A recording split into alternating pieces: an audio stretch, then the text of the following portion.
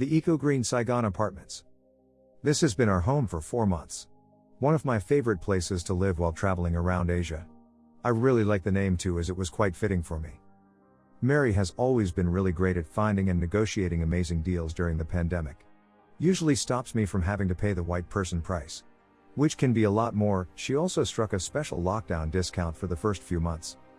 For 12 million dong, or about $665 Canadian, we got a mostly furnished, 3-bedroom, 2-bathroom condo. I say mostly furnished because it was missing some necessities like bed sheets and pillowcases. We got a massive kitchen with 3 burners, a dining room, and a living room with no TV that opens up to a beautiful deck view.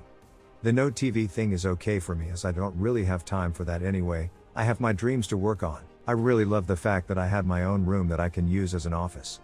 This is where I spent most of my time during the lockdowns, working away and editing videos because there was nothing else to do. Really got a lot done. Also made it into a little homemade gym to try and stay fit. Our place came with 2 amazing views of Saigon. One from our bedroom of the Phu Mai Bridge that crosses the winding Saigon River. Here, if we stay up all night, we get to watch the beautiful sunrise.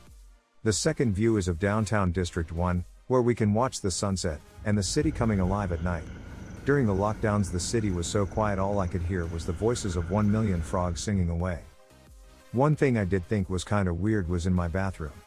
My neighbors from the apartment next to me could watch me do my business from their balcony. Didn't like that so much, so I put a plastic garbage bag to cover the window. Problem solved.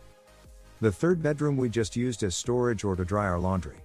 Be nice to host guests, but the pandemic makes that kind of hard.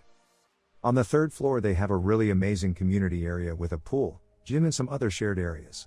This apartment has the best pool area I've ever seen in any apartment I've lived in. Went swimming one whole time. I did come to this floor almost every day though. Just a nice place to go and relax.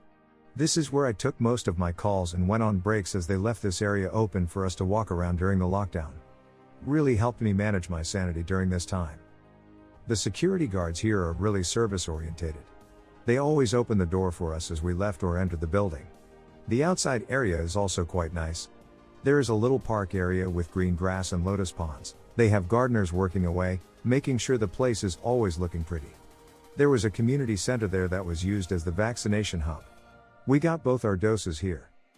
The only downside was this place was still under construction. They're building a mall, hotel and a few other apartments. After the lockdown it got a lot noisier. Almost all the shops were not open yet and empty. We only had one family mart, and that was supposed to supply food for everyone here. Luckily they had a market that came to us once a week.